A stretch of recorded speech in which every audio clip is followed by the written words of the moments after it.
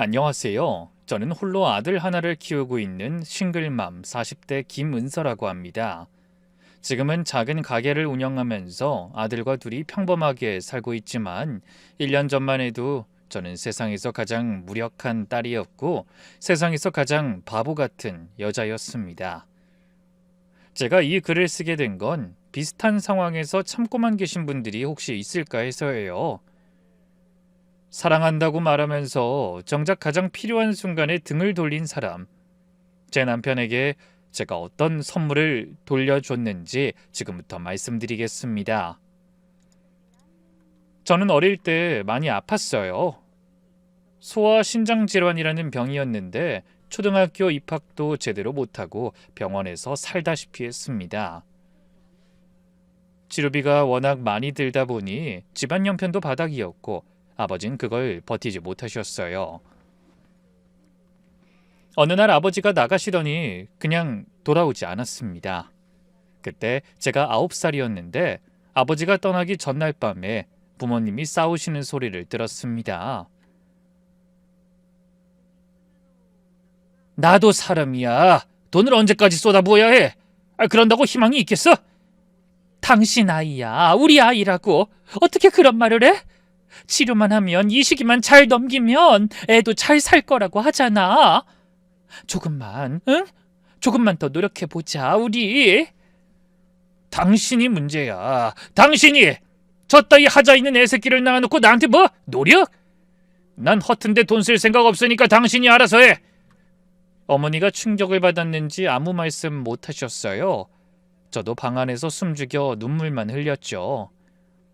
아버지의 진심이 어머니의 진심일까봐 더 무서웠고요.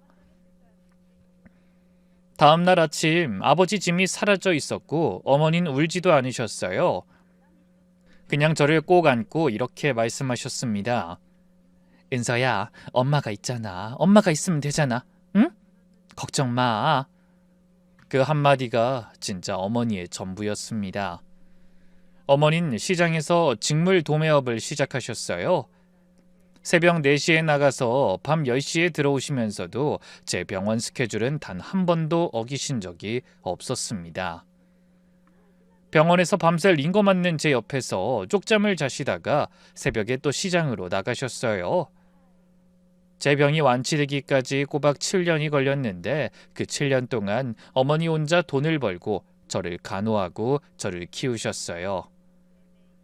지금 생각하면 정말 어떻게 그러셨는지 모르겠습니다. 그 초인적인 힘은 모성에서 나온 거겠죠? 병이 나은 뒤에도 몸은 예전 같진 않았어요. 격한 일이나 체력이 많이 필요한 일은 어려웠습니다. 그럼에도 공부는 정말 열심히 했어요. 오랫동안 공부할 체력이 없어서 수업 들을 때는 남들보다 몇 배는 더 집중해서 들었죠. 그래서 항상 좋은 성적을 유지할 수 있었고요. 대학 졸업할 때는 대기업이나 유명한 회사에서 입사 제안도 몇 군데 들어왔지만 저는 시간이 여유 있고 몸에 무리가 없는 작은 회계사무소에 취직했어요. 어머니는 유명한 회사에 입사하는 제 모습을 보지 못한 걸 아쉬워하셨지만 나중엔 이 작은 회계사무소가 정말 가족처럼 운영하는 데다가 느긋하게 보일 정도로 몸이 편한 곳이라는 걸 알게 되고서는 오히려 더 좋아해 주셨어요. 네 몸이 먼저다. 건강하게 오래오래 일할 수 있는 데가 최고야. 그런 제가 남편을 만난 건 그 회계사무소에서였어요. 거래처 영업사원이었던 남편은 저한테 먼저 다가왔고 솔직히 저는 결혼에 관심이 없었습니다. 어머니 모시고 둘이 살면 되지 뭐하러 시집을 가나 싶었거든요. 그냥 연애나 하면서 편하게 살자 했죠. 그런데 남편이 제 마음을 사로잡은 일은 따로 있었어요. 저의 어머니를 처음 본 자리에서 남편이 그러더라고요. 어머님, 은서 씨한테 들었습니다. 은서 씨를 혼자 키우신 거 정말 대단하십니다. 저도 어머님 아들처럼 잘 모시겠습니다. 어머니가 손을 내저으시면서도 눈이 글썽이시더라고요. 아이고 별 말씀을. 우리 은서 잘 부탁합니다. 남편은 그런 어머니를 손수 챙기더군요. 자리 안내에 외투도 받아주고 식탁에서도 물과 수저를 챙기며 어머니를 우선시하는 그 모습을 보면서 저도 마음이 무너졌습니다. 아, 이 사람이면 어머니도 기댈 곳이 생기겠구나 싶었어요. 전 그렇게 이정호라는 남자와 결혼을 했고 아들 도윤이도 낳았습니다. 결혼식 날 친정어머니가 제 손을 잡으시며 하셨던 말씀이 아직도 기억나요. 은서야, 이제 엄마 걱정 그만해도 되겠다. 좋은 사람 만났으니까 너 진짜 잘 살 거야. 행복하게 살아. 알았지? 그때 어머니가 얼마나 행복해 보이셨는지 모릅니다. 그런데 결혼이라는 게 참 무서운 거더라고요. 반지 끼기 전과 후가 이렇게까지 다를 수 있다는 걸 전 그때 몰랐습니다. 너무 어렸거든요. 결혼 초 시어머니는 이미 만성 신부전으로 투석을 받고 계셨어요. 처음에 시어머니가 저한테 하신 말씀이 있어요. 은서야, 넌 건강해서 참 좋겠다. 젊은 사람이 건강한 게 최고야. 앞으로도 건강관리 꼭 해라. 그때는 그냥 덕담인 줄 알았습니다. 그게 아니라는 건 곧 알아챘죠. 시어머니 투석 횟수가 점점 늘어나면서 상태가 안 좋아지기 시작했고 어느 날 시어머니를 모시고 병원에 갔는데 담당 의사 선생님이 이렇게 말씀하시더라고요. 보호자분, 투석만으로는 한계가 올 수 있습니다. 장기적으로 신장 이식을 고려하셔야 할 수도 있어요. 그 말을 들은 시어머니가 병원을 나서면서 슬쩍 제 쪽을 보시면서 말씀하셨어요. 은서야, 너 어릴 때 아팠다며? 다 나은 거 확실하니? 지금은 멀쩡한 거 맞아? 병원 가거나 약 지어 먹는 것도 없고. 등골이 서늘해지는 기분이었습니다. 시어머니가 무슨 뜻으로 그 말씀을 하신 건지 느낌은 왔지만 설마 했어요. 제가 아팠다는 걸 아는 분인데 이상한 의도로 물어본 게 아닐 거라 애써 저를 달랬습니다. 설마 며느리한테 장기를 바라시는 건가 싶었지만 차마 그런 생각까진 하고 싶지 않았으니까요. 네, 어머니, 정기검진을 다니긴 하지만 완치된 지는 오래됐어요. 뭐? 아직도 정기검진을 다닌다고? 뭐 이상 있는 거 아니니? 인상을 박으며 물어보는 시어머니에게 다급히 변명하듯 말했어요. 그런 거 아니고 큰 병 앓고 난 사람은 원래 정기검진을 해요. 실제로도 항상 아무 이상 없음으로 나오고요. 그래, 다행이다. 건강한 게 최고야. 건강하면 뭐든 나눠줄 수도 있는 거고. 나눠줄 수도 있다니. 그제야 시어머니에게 그럴 의도가 있었다는 걸 알게 됐어요. 하지만 그때는 못 들은 척 넘겼습니다. 솔직히 저도 건강했다면 이런 이야기에도 흔들리지 않았을 거예요. 오히려 제가 나서서 이식검사를 했을지도 모르죠. 남편이 저희 어머니에게 잘해주는 만큼 시어머니에게도 잘해주고 싶은 마음이었으니까요. 그런데 하루는 시어머니를 모시고 정기검진에 갔는데 담당 의사 선생님이 조심스럽게 말씀하시더군요. 보호자분, 솔직히 말씀드리면 신장 기능이 많이 떨어졌습니다. 이 추세라면 몇 년 안에 이식이 불가피할 수도 있어요. 시어머니가 그 말을 듣고 병원을 나서면서 또 저를 슬쩍 보시더라고요. 이번엔 대놓고 말씀하셨어요. 은서야, 만약에 말이야. 만약에 내가 이식을 해야 한다면 가족 중에 해줄 사람이 누가 있을까?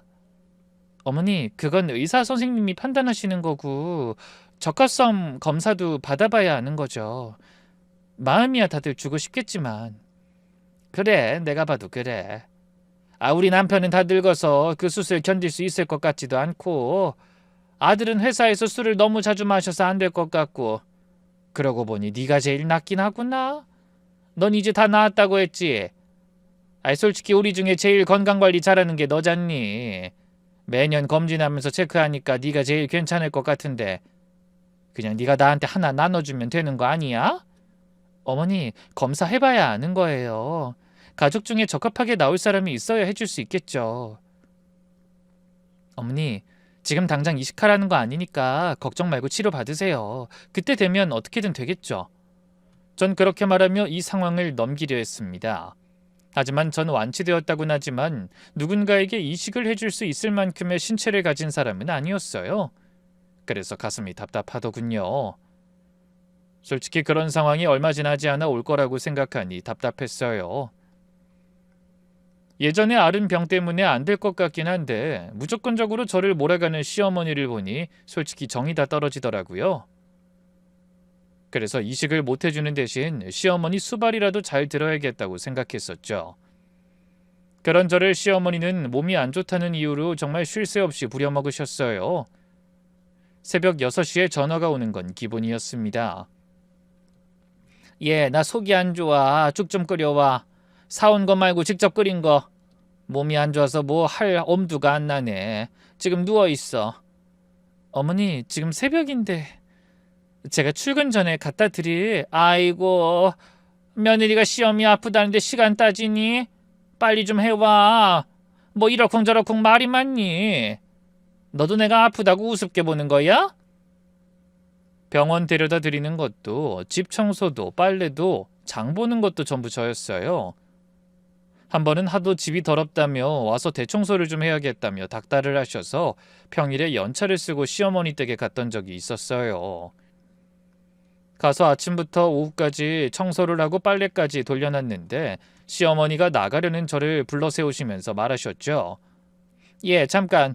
화장실 변기 밑에 물때 아직 있더라. 다음엔 좀 더 꼼꼼하게 해. 그리고 김치냉장고 정리도 안 했던데 해놓고 가. 어머니, 오늘 도윤이 학교에서 데리고 와야 해서. 도윤이는 학교에서 알아서 오겠지. 중학생이 엄마가 왜 필요해. 김치냉장고부터 해놓고 가.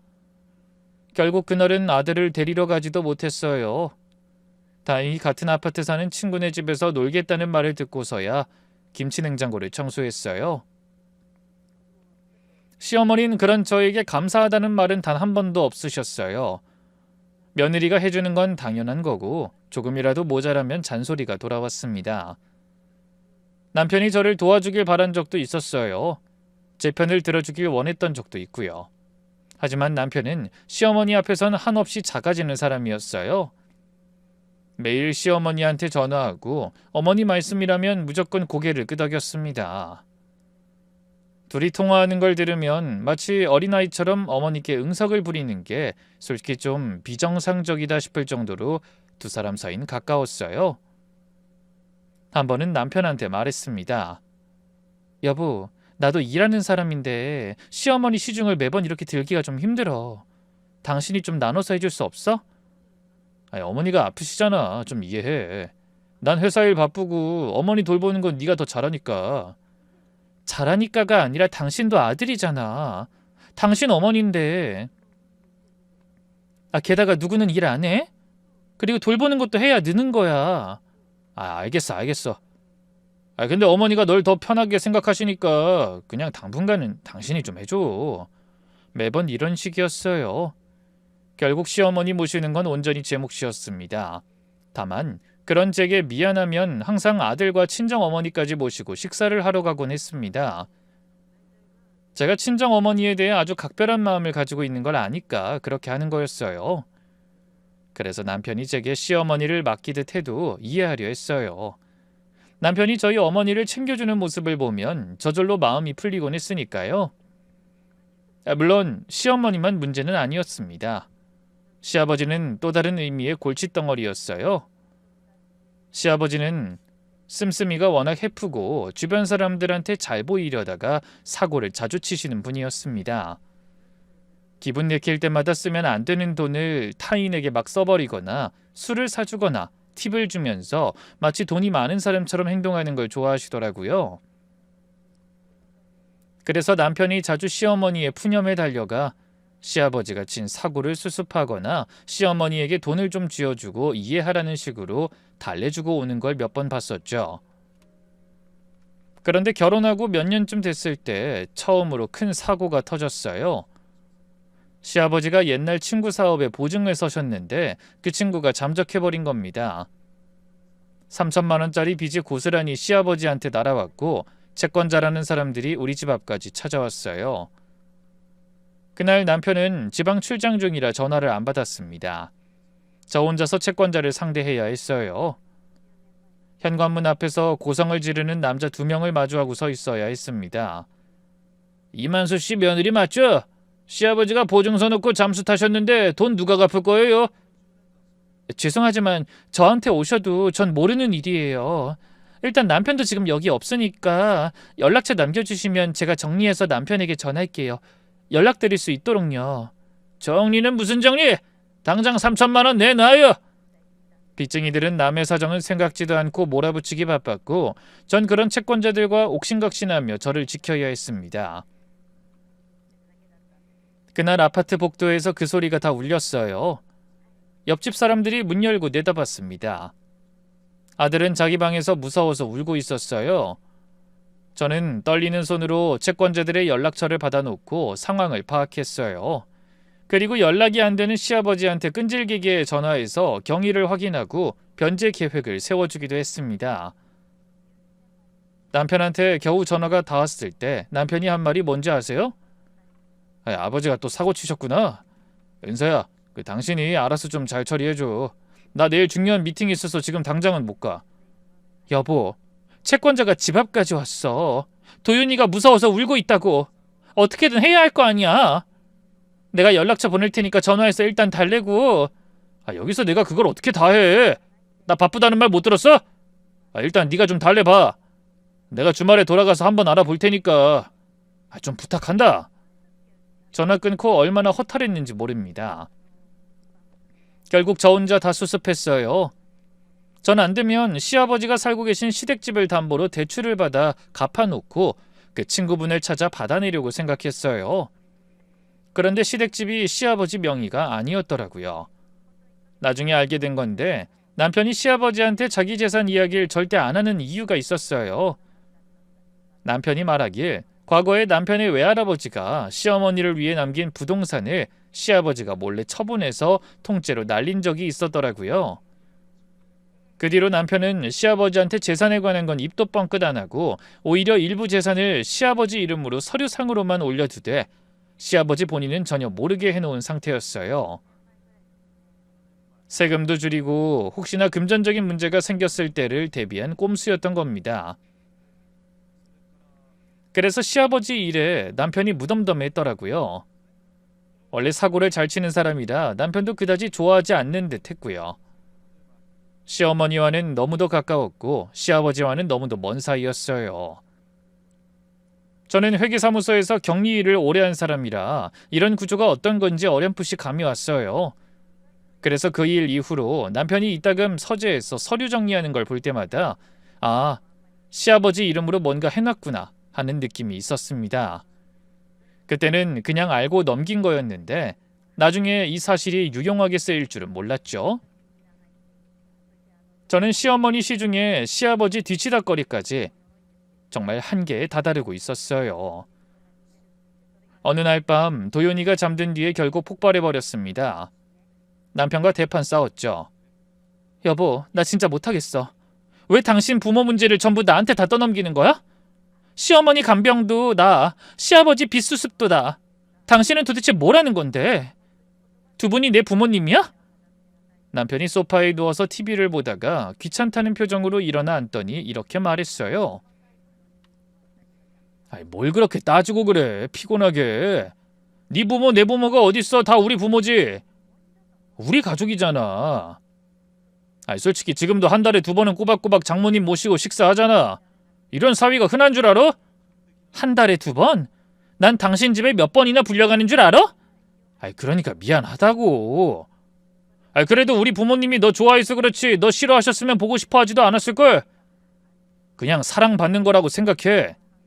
나중에 장모님 아프시면 내가 더 열심히 보살필게. 진짜야? 정말 우리 엄마한테도 똑같이 해줄 거야?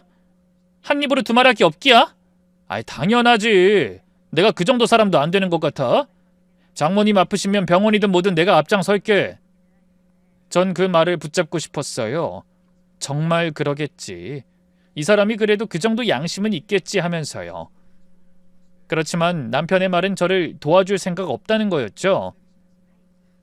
그래서 이번에 저는 현실적으로 문제를 해결하기로 했습니다. 시어머니 거는 요양보호사를 신청해서 간병 분담을 체계화했어요. 당연히 시어머니가 난리를 치셨습니다. 남이 내 몸에 손대는 게 싫다고. 며느리가 있는데 왜 남을 불러? 네가 하기 싫다고 지금 나 모르는 사람한테 떠맡기는 거잖아. 어떻게 이럴 수가 있어? 며느리가 돼서 부모 모실 생각은 안 하고. 어머니, 제가 하기 싫은 게 아니라 할 시간이 없는 거예요. 저도 일하는 사람이고 해야 할 일이 산더미예요. 솔직히 지금 당장 제가 독감이라도 걸려서 쓰러지면 어머니 모실 사람이 아무도 없잖아요. 요양보호사 선생님 오시는 날은 선생님께 맡기시고 나머지 날은 제가 할게요. 그럼 되잖아요. 그렇죠? 뭐가 돼? 하나도 안 됐지? 너 말은 그렇게 해도 엄연히 나 떠맡기는 거야. 너 귀찮다고? 나 모르는 사람한테 내 몸 맡기는 거 싫어. 어머니, 떠넘기는 게 아니라 분담하는 거예요. 제가 건강해야 어머니도 더 오래 모실 수 있어요. 그리고 저보다 그 사람들이 더 프로예요. 더 잘해주실 거고 체계적으로 돌봐주실 거예요. 시어머니는 무조건 안 된다며 난리를 쳤어요. 제가 그 자리에서 남편에게 시어머니를 설득해보라고 전화했고 제게 전화를 넘겨받은 시어머니는 남편과 통화를 하며 제 얼굴을 몇 번이나 보더니 알겠다고 결국 허락을 했어요. 물론 입을 삐죽거리면서 싫어하는 표는 많이 냈지만요. 둘 사이에 무슨 대화가 오갔는지 나중에 알게 되고 더 충격이었지만요. 시어머니를 요양보호사에게 맡기고 난 뒤 시아버지 거는 채무관계를 정리하고 시아버지를 직접 만나서 단호하게 말씀드렸습니다. 아버님, 이번에 보증 서신 거는 남편이랑 제가 다 정리했어요. 근데 다시는 보증을 서시면 안 돼요. 다음엔 저도 남편도 수습 못해요. 저희 진짜 돈이라고는 한 푼도 없거든요. 지금 빚 갚아드린 돈도 남편과 제가 모은 돈으로 해드리는 거예요. 그래 고맙다. 시아버지는 너무도 가볍고 별거 아닌 것처럼 제 말을 넘기려고 하더군요. 아무리 봐도 다시 사고를 칠지도 모른다는 생각이 들었어요. 아버님, 진짜로 저희는 재산이 날아가는 걸 막으려는 거예요. 노후 생각은 하셔야죠. 그러니까 이번엔 각서 하나만 써주세요. 다시는 보증 안 서시겠다고. 시아버지는 각서 이야기에 눈알을 부라리며 저를 향해 소리를 질렀습니다. 네가 뭔데 각서를 쓰라 말이야?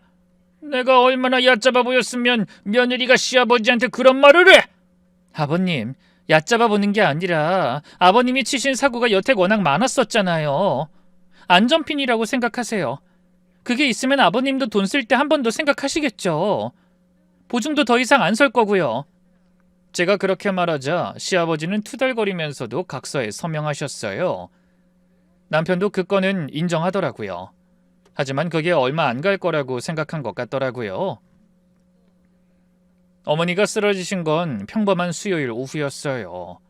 시장에서 일하시다가 갑자기 쓰러지셨다는 연락을 받고 저는 정신없이 병원으로 달려갔습니다. 검사 결과는 4기 췌장암이었어요. 의사 선생님이 설명하시는 내내 귀에 아무것도 안 들어왔어요. 4기라는 말만 머리 안에서 맴돌았습니다. 보호자분, 수술과 항암 치료를 병행해야 합니다. 다만 4기라서 완치를 장담드리긴 어렵고 최대한 생존 기간을 늘리는 방향으로 치료 계획을 잡겠습니다. 선생님, 치료하면 얼마나 사실 수 있는 건가요? 환자분 체력과 반응에 따라 다르지만 적극적으로 치료하면 1년 이상도 가능합니다. 다만 비용이 상당히... 치료비 견적을 듣는 순간 눈앞이 캄캄해졌어요. 어머니가 가지고 계신 보험은 실비보험 하나에 도움이 안 되는 소액보험 1개가 전부였습니다. 평생 저 병원비 대신이라 자기 보험 하나 제대로 들 여유가 없으셨던 거예요. 제 적금과 저축을 전부 합쳐도 턱없이 모자랐어요. 도윤이가 학교 끝나고 병원으로 달려왔습니다. 외할머니 병실에 들어가자마자 울음을 터뜨렸어요. 할머니 괜찮아? 할머니 꼭 나을 거야. 응? 꼭 나아야 해? 어머니가 도윤이 머리를 쓸어내리시면서 웃으셨어요. 우리 도윤이 울지 마. 할머니 안 아파. 괜찮아. 아프신 분이 오히려 손자를 달래시더라고요. 그 모습을 보면서 전 어떻게든 치료비를 마련해야겠다고 다짐했습니다. 며칠을 고민하다가 저는 남편한테 이야기를 꺼냈어요. 우리가 결혼하면서부터 같이 넣었던 적금이 있었거든요. 거기에서 시아버지 빚을 갚느라 3천만 원이 줄었지만 그래도 꽤 큰 금액이 모여 있었습니다. 저녁 먹고 도윤이가 친구와 전화를 하려는 건지 방으로 가더군요. 문은 닫지 않았지만 크게 들리지 않을 거라고 생각해서 남편에게 조심스럽게 말을 꺼냈어요. 여보, 부탁이 있어. 우리 같이 넣고 있는 적금 있잖아. 그걸로 우리 엄마 치료비 좀 도와줘. 내 힘만으로는 안 돼. 남편이 소파에 앉아서 TV를 보다가 고개를 돌렸어요. 표정이 싸늘하게 변하더라고요. 뭐? 그 적금을? 엄마가 사기야. 수술이랑 항암을 같이 해야 하는데 돈이 너무 많이 들어. 내 적금만으론 도저히 안 돼서. 그 적금 해약하면 손해인 거 알잖아. 얼마 남지도 않았는데. 지금 그게 문제야? 우리 엄마 치료비 없으면 죽는다고. 엄마 살리는 게 먼저잖아. 남편이 한숨을 내쉬더니 리모컨을 내려놓고 저를 바라봤습니다. 여보, 냉정하게 생각해봐. 그 돈 빼면 우리 생활은? 도윤이 학원비는? 집 대출 이자는? 네 엄마 치료비를 내가 왜 대줘? 각자 부모는 알아서 하는 거 아니야? 저는 귀를 의심했어요. 내가 잘못 들은 줄 알았습니다. 뭐라고? 지금 뭐라고 한 거야? 왜? 뭐 틀린 말이야? 원래 각자 부모는 각자 집안에서 해결하는 거야. 어디 가서 물어봐. 당신이 네 부모 내 부모가 어딨냐고 했잖아. 당신 어머니 새벽마다 죽 끓여가고 병원 데려다 드리고 빨래 청소까지 다 한 게 나야. 당신 아버지 비 터졌을 때 수습한 것도 나고. 그렇게 당신 부모한테 다 해줬는데 우리 엄마 아프니까 네 엄마 치료비를 왜 대주냐고? 그게 할 말이야? 그건 그거고 이건 이거야. 어머니 시정 드는 건 며느리 도리지. 그걸 가지고 점수 매기듯이 따지면 어떡해. 그리고 솔직히 장모님 보험도 제대로 안 들어놓은 건 장모님 잘못 아니야? 미리미리 준비를 하셨어야지. 뭐? 우리 엄마가 왜 보험을 못 들었는지 당신이 모를 리가 없잖아. 내 병원비 대느라 평생을 고생하면서 아끼느라. 그걸 나한테 말해서 뭐 어쩌라고. 난 우리 집 살림을 생각하는 거야. 감정적으로 따지지 마. 솔직히 난 반대야. 그리고 어차피 돌아가시는 건 시간 문제라며. 그런 분께 굳이 병원비를 그렇게 대가면서 치료를 해야 해? 차라리 그냥 편하게 있다가 가시도록 하는 게 좋잖아. 너무 화가 나서 손이 떨렸어요. 분노와 함께 찬물을 뒤집어 쓴 것 같은 싸늘함이 제 온몸을 감쌀 정도였어요. 이대로 그냥 보내자는 말이었으니까요. 치료도 하지 말고 그냥 죽도록 놔두자 그 말이었어요. 하지만 싸울 여력이 없었습니다. 어머니 병원에 가야 했고 치료 스케줄을 잡아야 했고 도윤이 밥도 챙겨야 했으니까요. 분노는 가슴속에 켜켜이 쌓여만 갔습니다. 전 그날 밤 잠을 이루지 못했어요. 남편의 발언 때문에 화가 나서 미쳐버릴 것 같았거든요. 그 와중에 아픈 어머니는 걱정되고 모든 것이 저를 짓누르고 있는 것만 같았죠. 그런데 다음 날 어머니 병원에서 끔찍한 사실을 알게 됐어요. 간호사 선생님이 조심스럽게 말씀하시더라고요. 보호자님, 환자분이 어제부터 컨디션이 별로 안 좋으신지 혈압이 좀 올라가셨어요.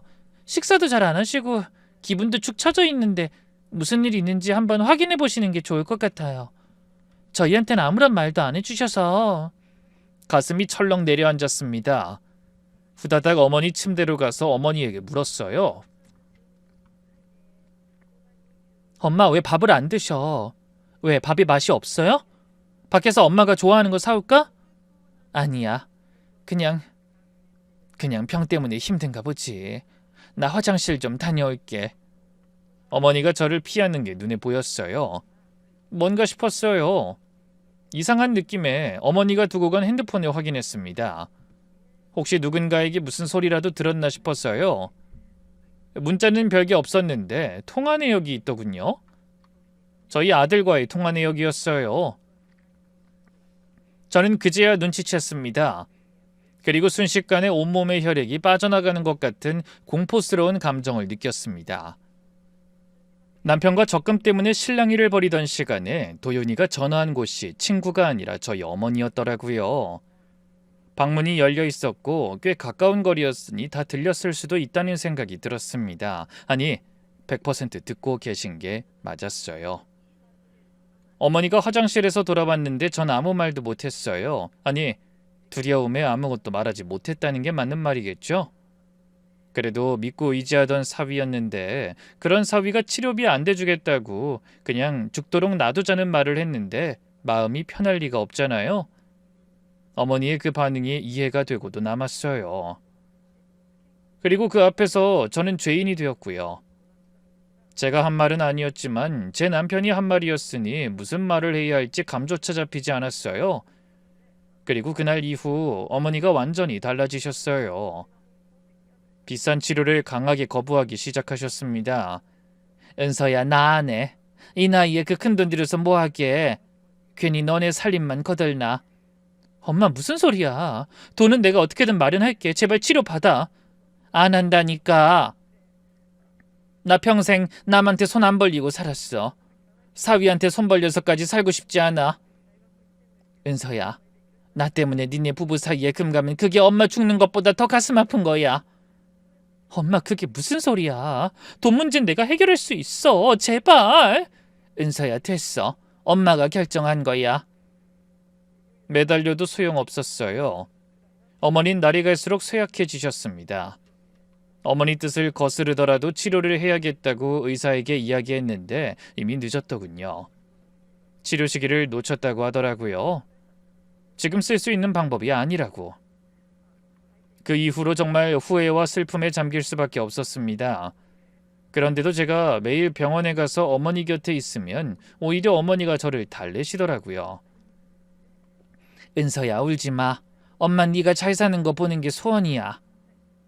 돌아가시기 며칠 전 어머니가 제 손을 잡고 말씀하셨어요. 손에 힘이 거의 없으셨습니다. 은서야, 사람 말에 너무 상처받지 마. 세상에 그런 사람 많아. 엄만 갈 때가 돼서 가는 거야. 네 인생을 살아. 응? 도윤이 잘 키우고. 엄마, 그런 말 하지 마. 엄마가 나아야 해. 엄마 없으면 나 어떡해. 내 딸, 엄만 널 최대한 지켜주고 싶었는데 넌 강하게 컸더라. 너라면 걱정 안 해. 네 삶을 포기하지 말고 끝까지 네 행복을 위해 살아. 너보다 너 자신에게 중요한 건 없어. 엄마?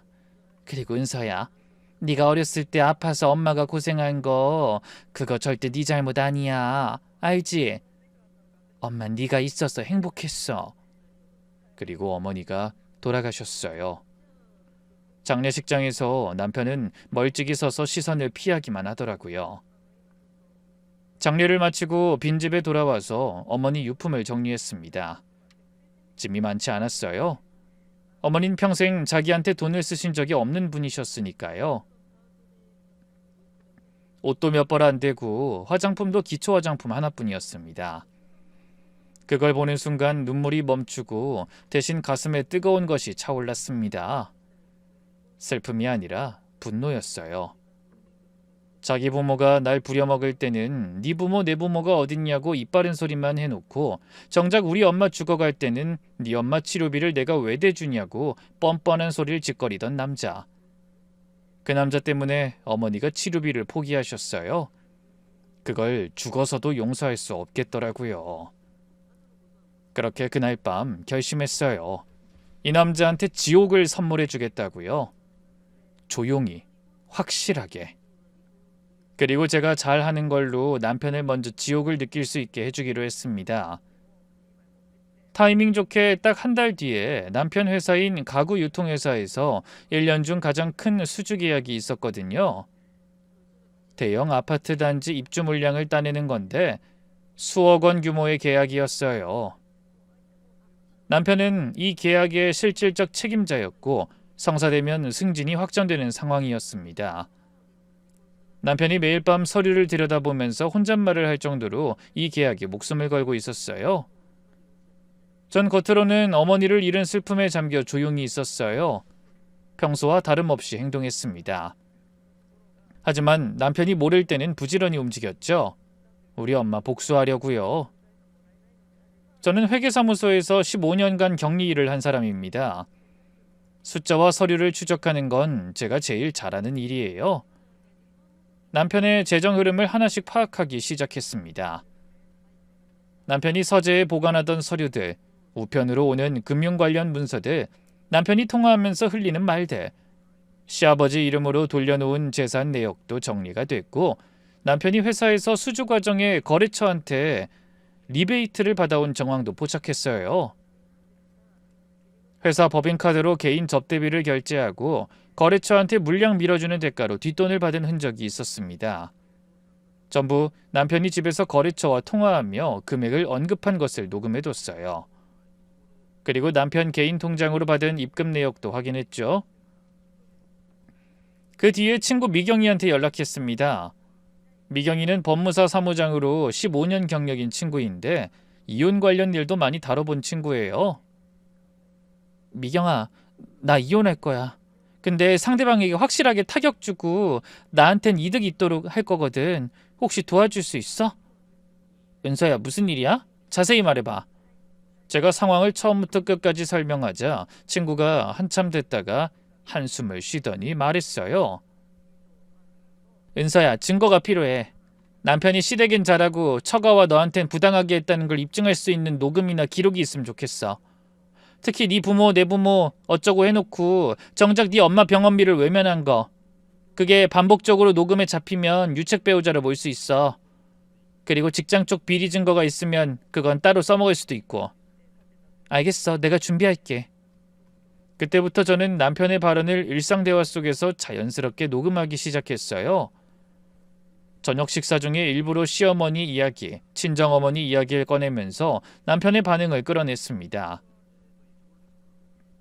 여보, 이번 주에 시어머니 병원 모셔다 드려야 하는데 내가 좀 바빠서 당신이 가줄 수 있어? 내가 왜? 너 시간 되잖아. 어머니 모시는 건 네가 해야지. 쓸데없는 소리 하지 말고. 그래, 알겠어. 근데 나 엄마 49제 있잖아. 당장 내일 첫째 때 좀 비용이 들어서 이번 달에. 또 돈 이야기야? 장모님 일은 끝난 거잖아. 돌아가신 분한테 돈을 얼마나 더 쓸 거야. 이제 그만 좀 해. 돌아가신 분한테 돈을 얼마나 더 쓸 거냐고. 49제 비용조차 아깝다는 거예요. 전부 녹음되고 있었습니다. 남편은 전혀 몰랐겠죠. 겉으론 슬픔에 잠겨 힘들어하는 아내가 속으론 칼을 갈며 자기 뒤통수를 노리는 줄을. 한 달이 지나고 남편의 대형 수주 계약 최종 미팅이 이틀 앞으로 다가왔을 때 저는 그 기회를 놓치지 않았습니다. 남편이 수주 과정에서 받은 리베이트 내역과 회사 비자금 운용에 관여한 정황 증거를 정리해서 남편 회사 감사팀에 익명으로 제보했어요. 금액, 날짜, 거래처명, 관련 계좌 이동 내역까지 전부 포함된 자료였어요. 자료에는 빈틈이 없었죠. 결과는 즉각적이었어요. 회사에서 내부 감사가 들어갔고 수주 계약은 완전히 보류됐습니다. 남편은 직위 해제되고 징계 절차에 들어갔어요.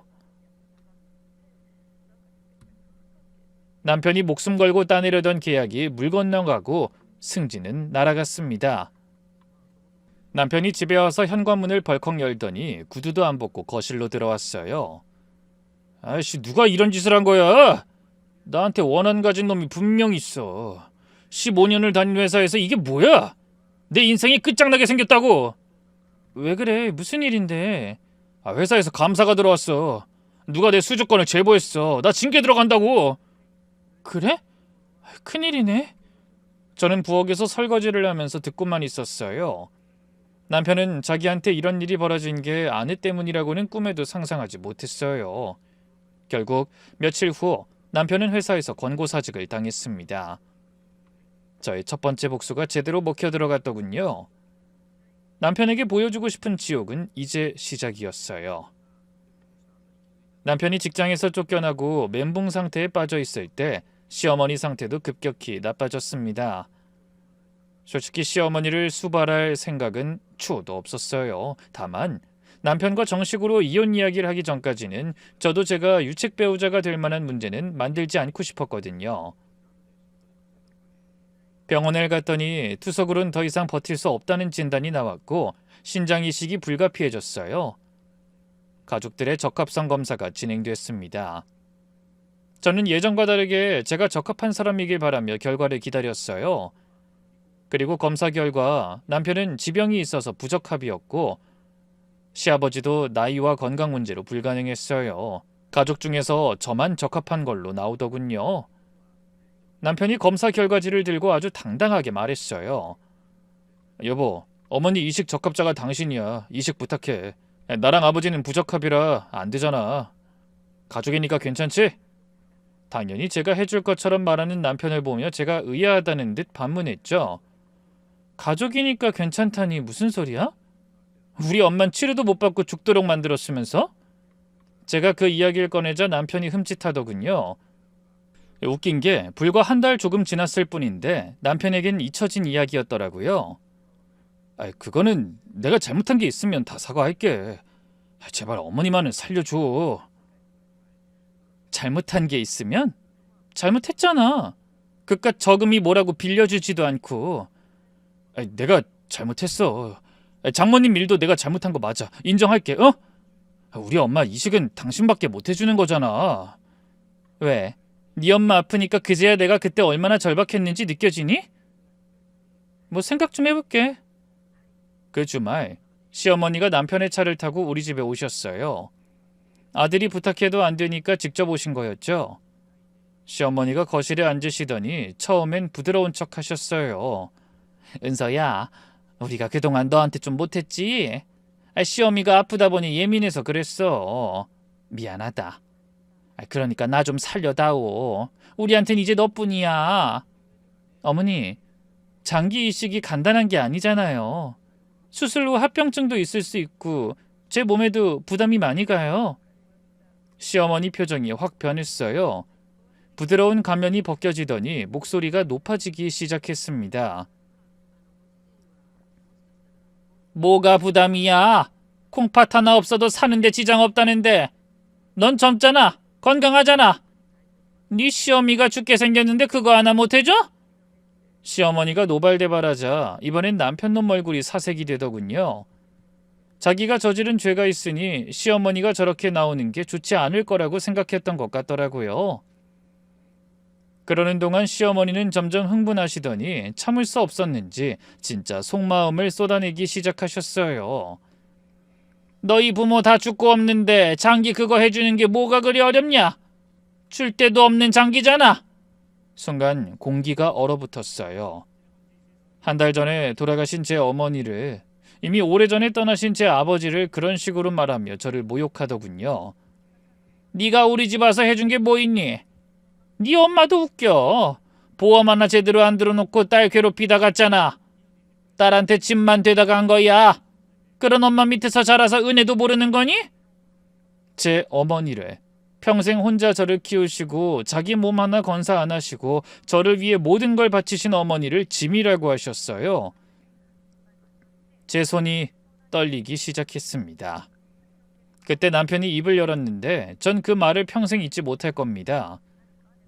은서야, 어머니 말씀이 좀 심하긴 했는데 틀린 말은 아니잖아. 솔직히 장모님은 보험도 제대로 안 들어놓고 가셨잖아. 그것도 결국 우리한테 부담이 됐고. 어머니는 살아계신 분이야. 죽은 사람한테 의리 지킬 거야? 살아있는 사람을 살릴 거야? 남편과 시모의 이 말들은 모두 제 핸드폰이 가방 안에서 녹음 중이었습니다. 시어머니가 한 말, 남편이 한 말 전부 녹음되고 있었어요. 저는 자리에서 천천히 일어났습니다. 그리고 남편을 똑바로 쳐다보면서 말했어요. 야, 이정우. 남편이 놀란 눈으로 저를 봤어요. 제가 이름을 부른 적이 결혼하고 처음이었으니까요. 네가 지금 나한테 그런 말을 처지가 돼? 네가 뭔데? 네가 뭔데 나랑 엄마에 대해 그딴 소리를 해? 내가 우리 엄마 치료비 좀 빌려달라고 했을 때 너 뭐라고 했어? 그냥 편히 보내드리자고 했지? 괜히 고생하게 만들지 말고. 그 말 똑같이 돌려줄게. 난 이식 못하니까 어머니 그냥 편히 보내드려.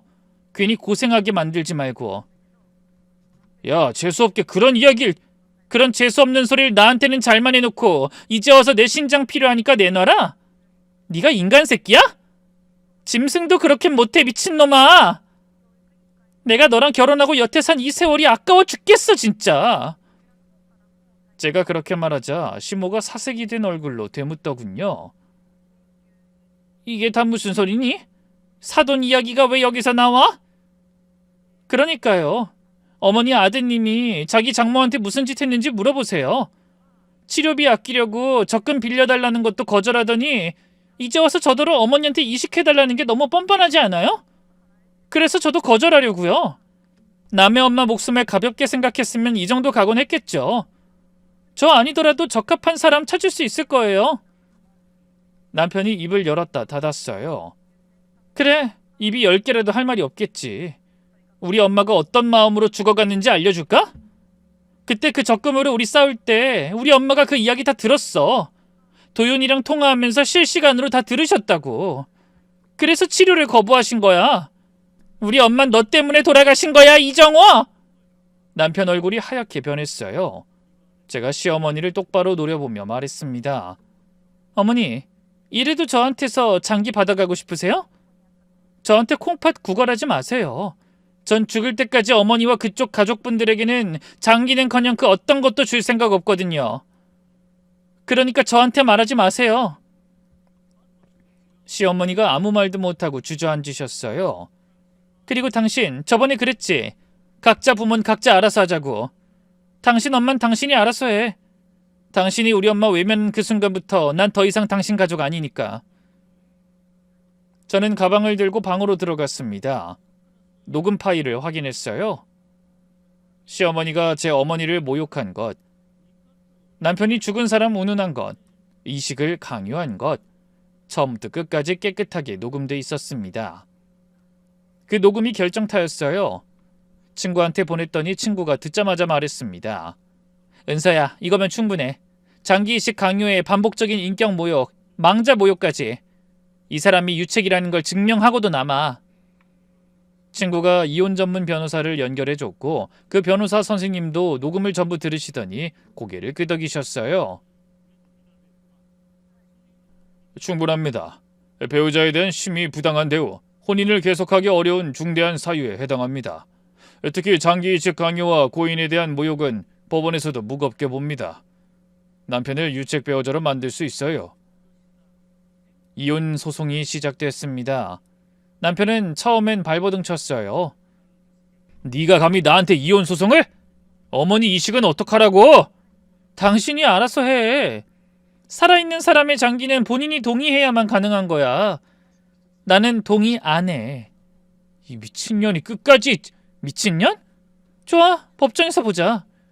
시어머니가 내 죽은 엄마한테 뭐라고 했는지, 당신이 죽은 사람한테 의리 지킬 거냐고 한 거 법정에서 다 틀어줄게. 판사님 앞에서 한번 들어봐. 남편이 입을 다물었습니다. 재판은 제 쪽으로 기울었어요.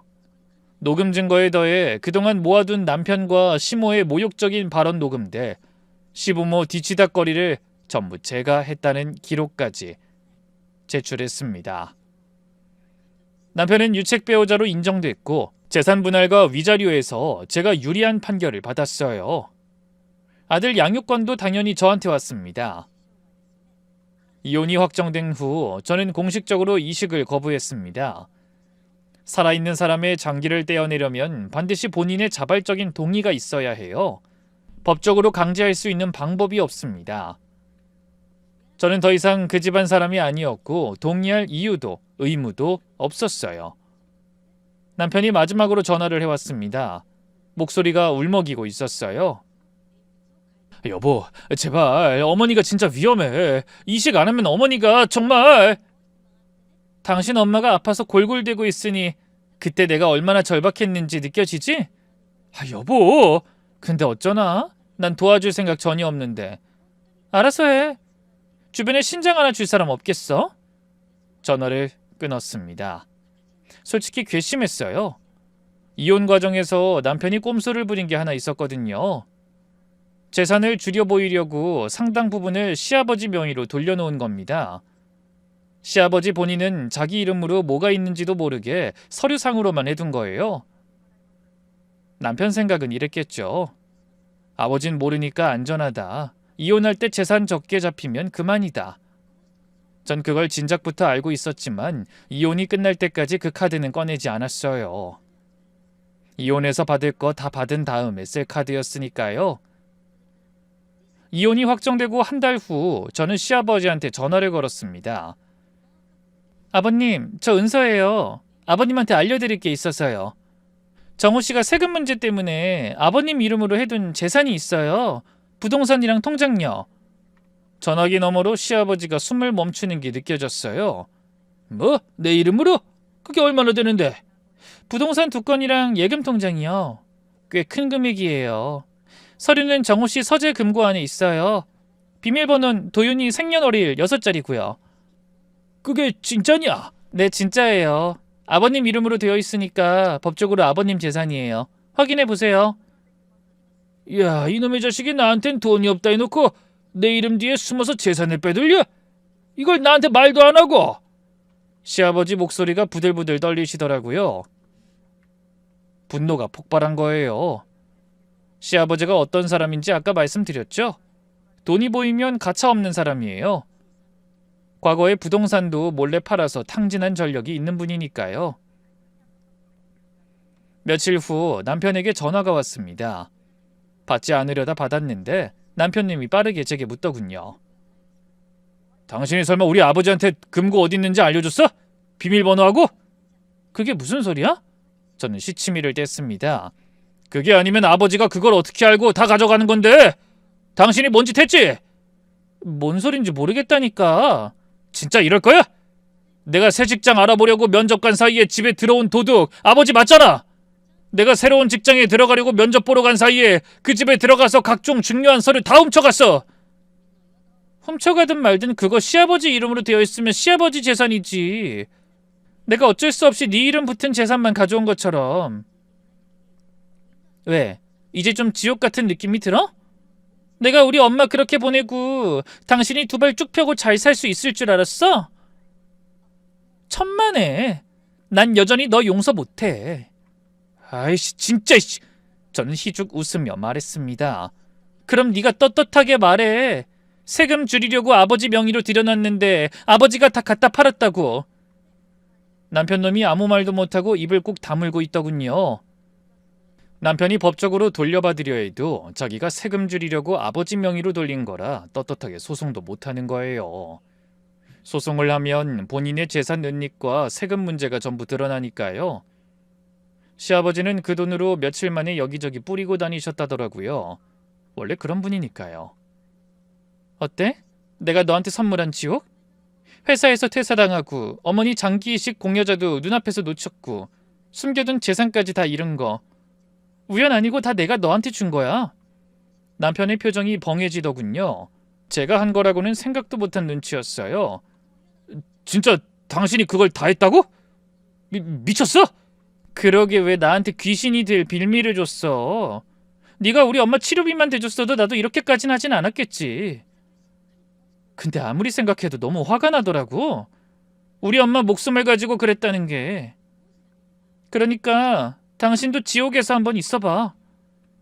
남편은 직장에서 잘리고 시어머니는 공여자를 찾지 못해 하루하루 힘들게 살고 있죠. 재산은 이혼으로 갈리고 남은 건 아버지한테 뺏기고 남편 이정우는 사실상 빈털터리가 됐습니다. 제가 준 선물이 그 사람을 완전히 아무것도 없는 인간으로 만들어버렸더라고요. 그로부터 몇 달이 지났어요. 저는 정기 건강검진을 받으러 병원에 갔습니다. 어릴 때 신장질환을 앓았으니 정기적으로 검사를 받아야 하거든요. 대기실에 앉아서 번호를 기다리고 있는데 맞은편에서 낯익은 사람이 보이더라고요. 초라한 옷차림에 얼굴이 많이 부어있고 핏기도 없는 사람. 전 남편이었어요. 전 남편도 저를 발견했어요. 눈이 마주치자마자 얼굴이 일그러지더니 벌떡 일어나서 다가왔습니다. 야, 김은서! 왜요? 다 너 때문이야. 너 때문에 직장에서 잘렸지. 아버지한테 재산 다 빼앗겼지. 스트레스로 이 병을 다 얻은 거야. 고혈압에 심장비대증에 고지혈증이야. 네가 내 인생을 망쳐놨어. 대기실에 있던 사람들이 전부 이쪽을 쳐다봤어요. 저는 의자에 앉은 채로 전 남편을 올려다보면서 코웃음을 쳤습니다. 고혈압에 심장비대증에 고지혈증? 결국 걸렸네? 뭐? 당신이 그렇게 되기 전에 매일 저염식 식단 짜준 사람이 누군지 알아? 나야. 매일 아침 당신 밥상에 싱거운 국 올려놓고 나물 반찬 만들어놓고 기름진 거 줄이고 튀김 대신 구이로 해놓은 게 다 나라고. 그게 지금 무슨... 밤에 당신 코골이 심해지면 베개 높이 바꿔주고 늦은 시간에 라면 끓여 먹으려고 하면 내가 말렸잖아. 혈압 높아진다고. 건강검진 일정 잡아놓고 아침마다 영양제 식탁 위에 올려놓은 것도 나고. 당신은 그걸 귀찮다고 투덜거렸지. 잔소리한다고. 전 남편 표정이 흔들리기 시작했어요. 당신은 그 모든 게 당연한 줄 알았지. 밥 나오면 먹고 반찬 있으면 먹고 아내가 건강 챙겨주는 게 공기처럼 당연한 거라고 생각했잖아. 나랑 헤어지니까 그 모든 게 사라진 거야. 단지 그것뿐이지. 아무도 안 챙겨주니까 먹고 싶은 대로 먹고 자고 싶은 대로 자고 몸이 망가진 거야. 그게 다 내 탓이야? 아니, 그게 바로 내가 없는 당신 인생이야. 챙겨줘도 챙김받는 줄도 몰랐던 거 보면 내가 헛살긴 했네. 전 남편이 입을 벌렸다가 닫았어요. 아무 말도 못하더라고요. 아내가 자기를 위해 얼마나 세심하게 노력하고 있었는지 잃고 나서야 깨달은 겁니다. 매일 아침상 위에 놓여있던 영양제, 항상 싱겁게 간이 맞춰진 국, 밤마다 슬쩍 조절해주던 베개, 잔소리처럼 챙겨주던 건강검진 일정, 그 모든 게 당연한 게 아니었다는 걸 전부 잃고 몸이 망가진 뒤에야 알게 된 겁니다.